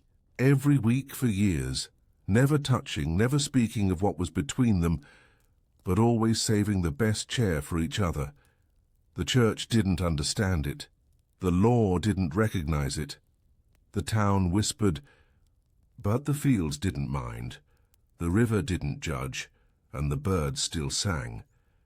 Because love in its softest forms will always outlive the names we try to pin to it. There was once a man who never married. He wore brown every day. Spoke little, sang to himself while chopping wood.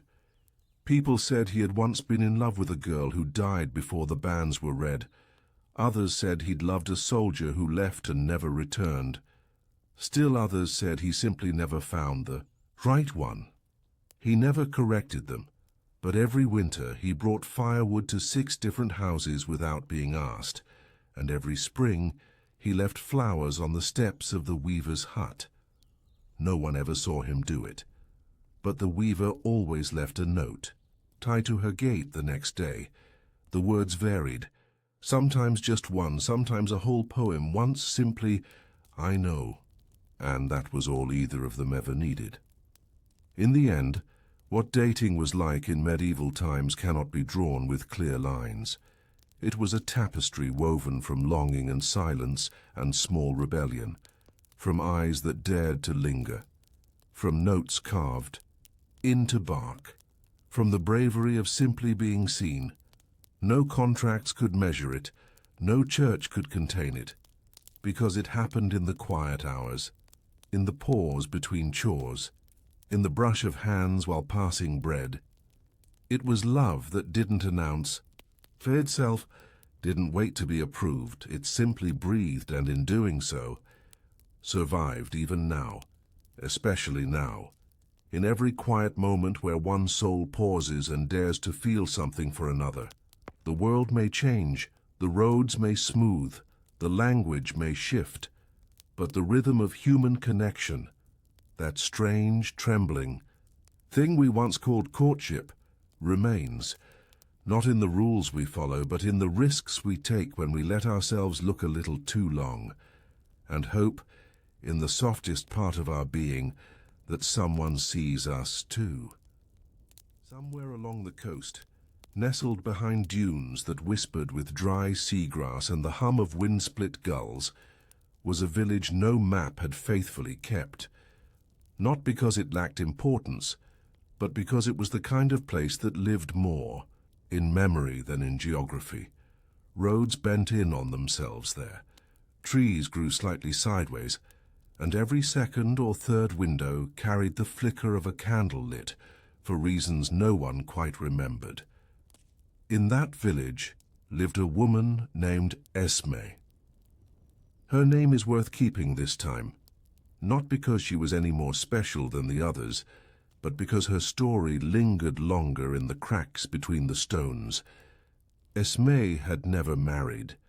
She had once come close in the way most young women of her time did. There was a man, kind, slow to speak, broad in the shoulder but narrow in his need to impress. He'd brought her apples once, wrapped in a square of linen still warm from his coat. She liked that. She liked that he didn't ask her questions with words, but with actions. She also liked that he didn't flinch when she disagreed with him, in front of others. But one day he left, to fetch work in the city, they said. He would send letters, they said. He would return with a cart and better shoes. He never returned. Esme waited for a time. Then she stopped. Not out of bitterness, but because waiting too long for one thing can make you forget to notice the 1,000 other small joys that brush against your shoulders each day. So she turned her attention elsewhere. She taught the village girls how to mend properly, how to sew seams that would not betray them in winter. She brewed remedies from dried thistle and bark. She told stories, but never the same way twice, and every year on the second new moon of spring, she placed a single apple on her windowsill, not as a mourning, but as a mark, like tying a string around a memory. People in the village said she was wise. They said she understood things others didn't, but what she really understood, deep down, past the bones and into the quiet pulse of her being, was that some kinds of love are meant to bloom only in the private chambers of one's own soul. Not every love must be shared to be real. Some are meant to teach you how to remain whole, even when your story doesn't finish the way others expect. Not far from Esme's window lived a boy named Thomas. He was 12 the first time he realized his heart beat differently around certain people. It didn't frighten him, but it did confuse him. He didn't understand why his fingers felt like strangers when he stood beside the butcher's apprentice, why his voice went soft, why he dreamed about things he'd never seen and couldn't name. There were no words for what he felt, not in his home, not in the books the monks allowed, not in the whispered confessions of the older boys who threw rocks at birds and laughed at things that weren't funny. But one evening, Thomas found a page, torn, stained, folded twice. Someone had left it tucked inside the psalm book in the chapel pew. He didn't know who wrote it. The ink was faded, but the words were clear. Even a heart with no one to love still knows how to love. He kept that note until he died, folded unread by others, pressed between the covers of a journal he never showed anyone. Thomas never married either, but he planted a garden so beautiful it made travelers stop and breathe more slowly. He knew every leaf, every seed, and if someone asked him why the garden twisted in the pattern of a spiral, he'd say, because the center is always reaching. Not everyone understood what that meant, but some did, and those were the ones who left with soil under their nails and tears they didn't explain. Not all stories were soft, of course. Some loves ended badly, messily, or didn't end at all, but dragged on like a wagon with a broken wheel, loud, uneven, leaving grooves in the dirt that others tripped over. A blacksmith once fell for a tanner's wife. They spoke only twice. Once at market, once in the woods when she was looking for herbs. But the second time their hands touched. That was enough, it ruined them both. The town never forgot, neither did the wife's husband. But still, decades later, villagers said the blacksmith made the finest blades, and if you looked closely, you could see the same pattern etched into each one. Two parallel lines never touching, running from hilt to tip. Some said it was a symbol, others said it was a warning. But Esme, still alive then, said, "It's grief, shaped like steel." And she wasn't wrong, because even in medieval times, especially in medieval times, love didn't always bring joy. Sometimes it brought clarity, sometimes it brought ruin. Sometimes it brought a kind of silence that you carried like a second heart. But even then, even when it burned or broke or went unanswered, people still returned to it again and again, because even the hardest winter doesn't stop the earth from trying again in spring. A priest once tried to forbid courtship rituals in his town. He said, they led to sin. He said they distracted young people from their duty. He said letters should be burned if not written for family or faith. But within a month, the confessional line tripled. People weren't confessing lust or betrayal. They were confessing fear. The fear of never being known, of never being chosen, of living an entire life without ever hearing someone say, "I see you." The priest softened. He didn't announce it. But one evening someone saw him sitting alone behind the chapel with a small bundle in his hands. It looked like a collection of dried herbs, some tied letters, and a ribbon not meant for anyone to see. He held it for a long while, then buried it behind the apse, From that day forward, he stopped preaching about the dangers of love. He started preaching about mercy. And what of those who did find each other, who braved the rules and the distance, and the silence and the odds? They lived as best they could. Some married. Some didn't. Some grew old together. Some didn't grow old at all. But what they shared was this: at least once in their lives, they had dared to give their heart a voice. And whether that voice sang or cracked or whispered or failed, it had spoken.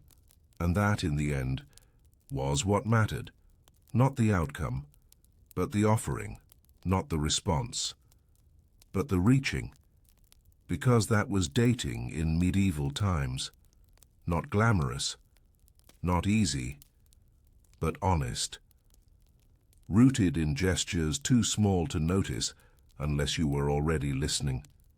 And always, always carrying within it the promise that even in a world of smoke and stone and silence, two souls might still somehow find their way to one another, if only for a moment, if only in passing, if only in the shape of a word carved quietly into bark still.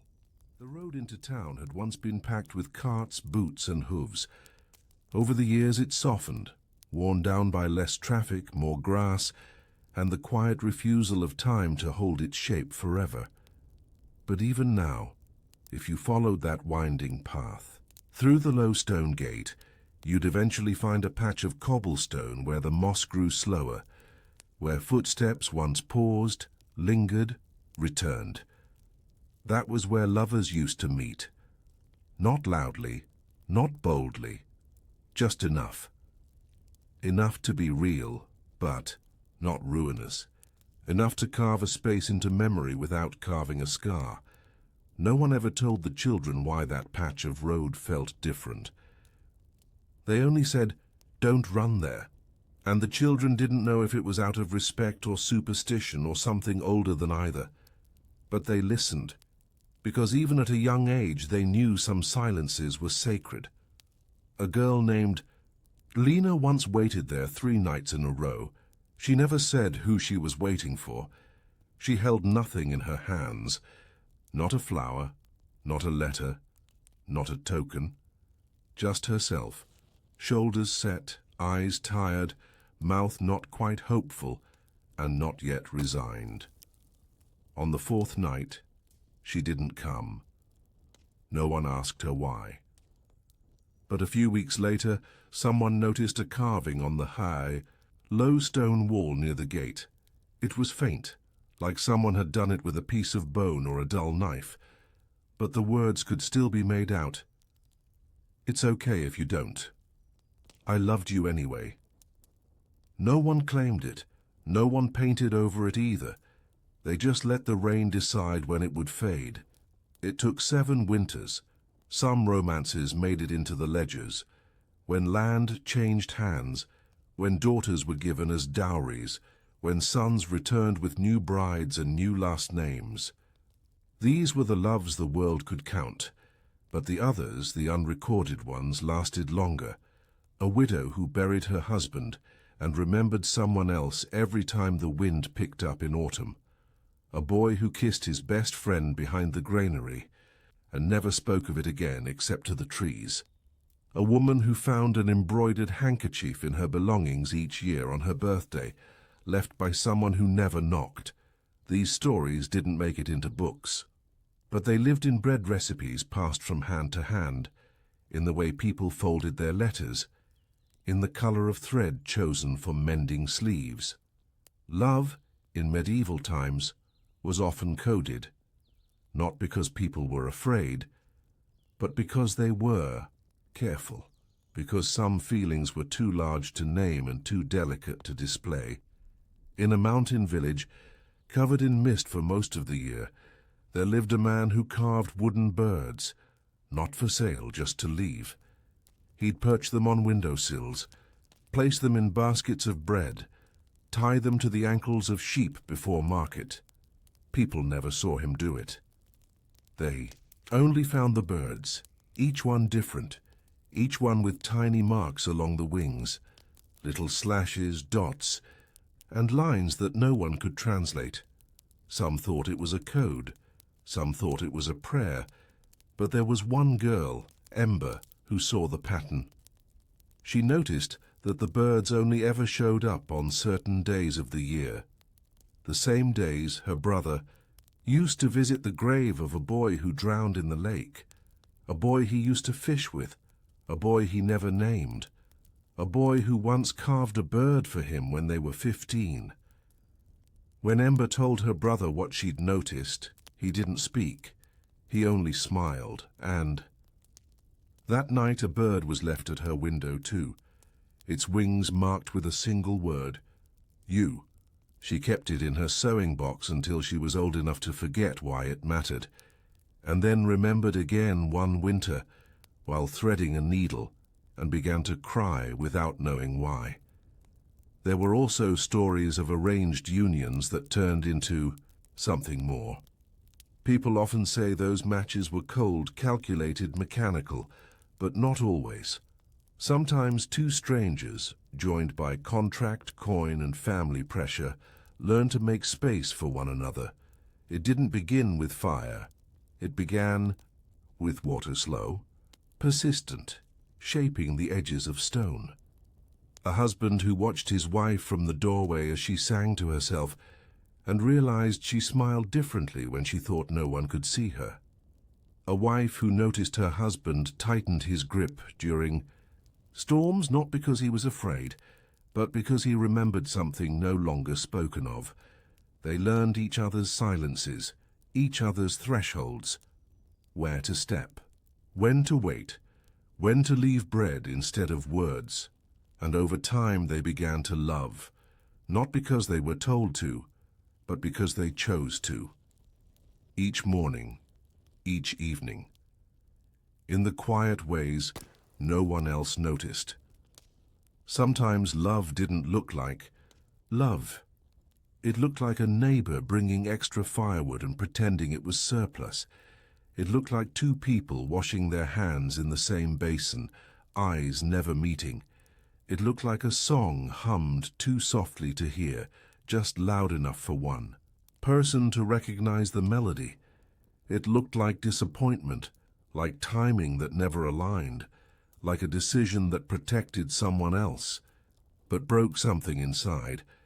But even those loves mattered, even the ones that stayed unfinished, even the ones that remained unnamed, because they shaped people.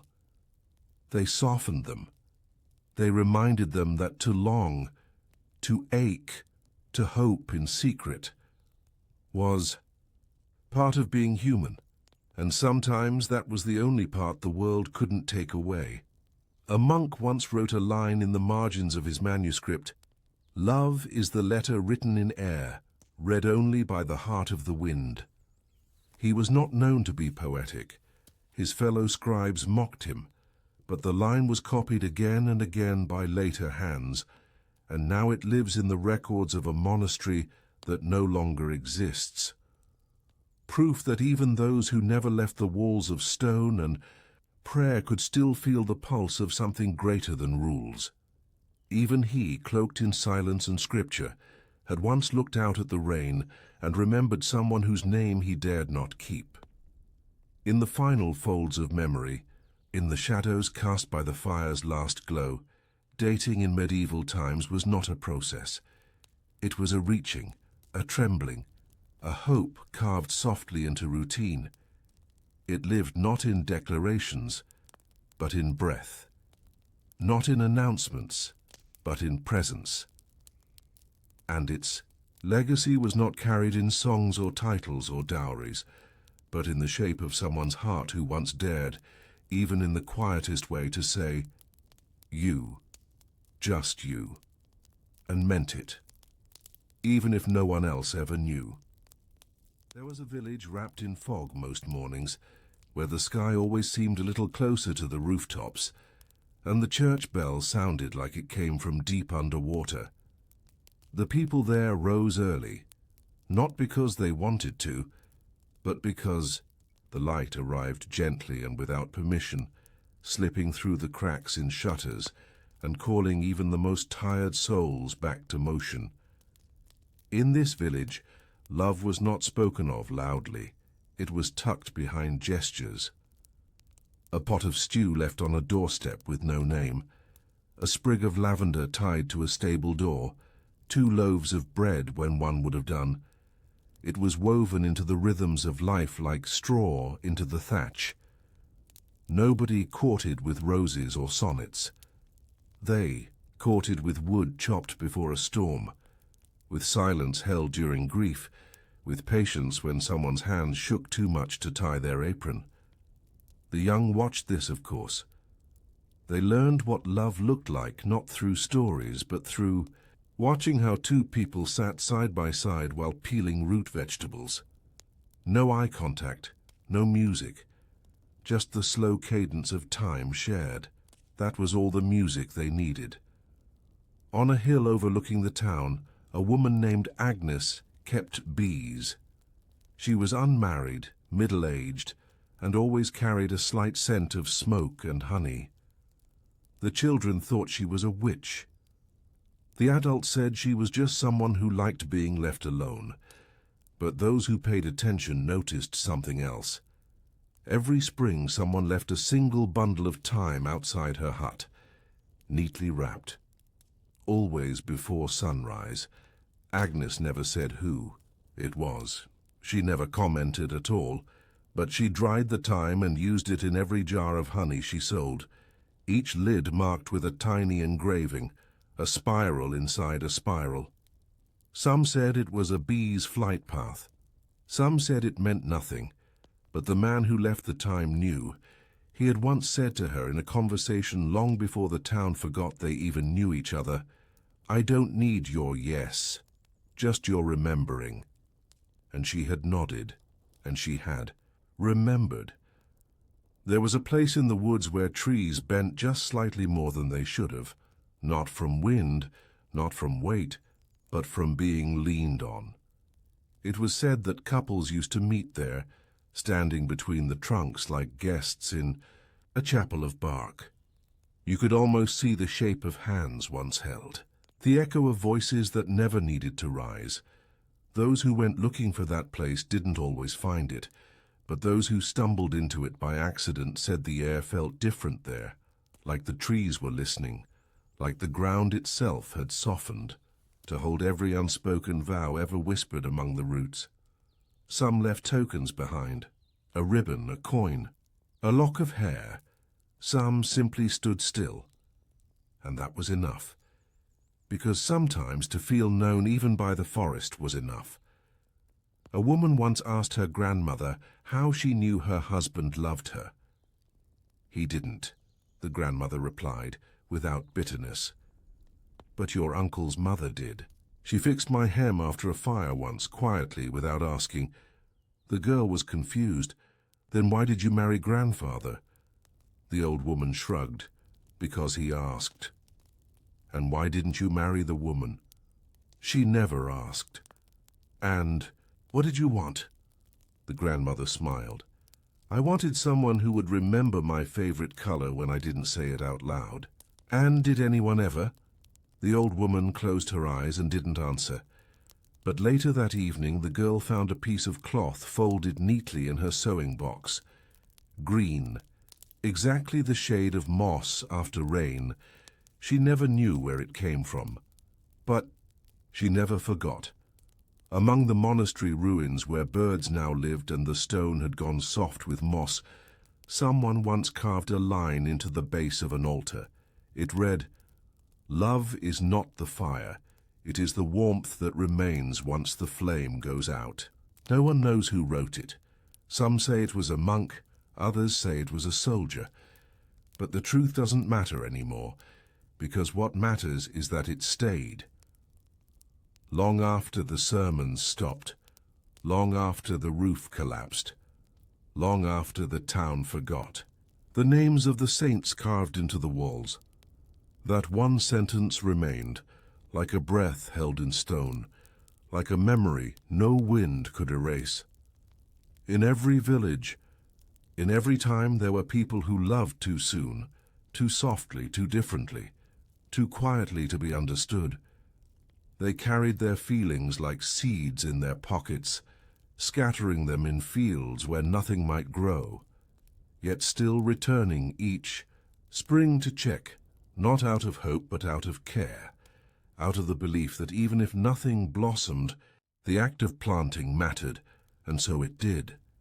Because even in silence, even in shadow, love has a way of shaping the soil, changing the path, bending the light. A musician once played a song at market that no one recognized. It had no words. It had no pattern. But one woman paused while passing, turned and asked, "Where did you hear that?" The man looked confused. "Nowhere. I made it up." She smiled. "No, you didn't. My mother used to hum that, in the garden, when she thought no one was listening." The man nodded. "I suppose someone always is." They never met again, but the song lingered in the square for years, even after the musician left, even after the woman forgot his face, because love is not always the person. Sometimes it's the melody. And so it was that dating, though it didn't yet carry that name, was never really about courtship or marriage or contracts or alliances. It was about listening closely when someone said, "I like the way the light falls through this window." It was about brushing your hand just slightly closer when walking through the orchard, hoping the wind didn't blow you apart. It was about carving initials not in trees, but into the rhythm of your thoughts. It was about losing someone and still setting out an extra plate, just in case, not because they would come back, but because they had once sat there, and you wanted to honor that. You wanted to remember, because remembrance, after all, is the softest kind of love. In the end, what dating was like in medieval times cannot be captured in parchment or retold in stories. It existed in the lives that never made it into history books, in the glances that never became vows, in the hearts that never asked for more than a moment's recognition. It existed, quietly, like the flicker of a candle, like the hush after laughter, like the stillness before someone decides to speak. And sometimes that was enough, because what mattered most wasn't being seen by everyone. It was being seen by someone, even if only once, even if only briefly, even if only in the breath between one heartbeat and the next.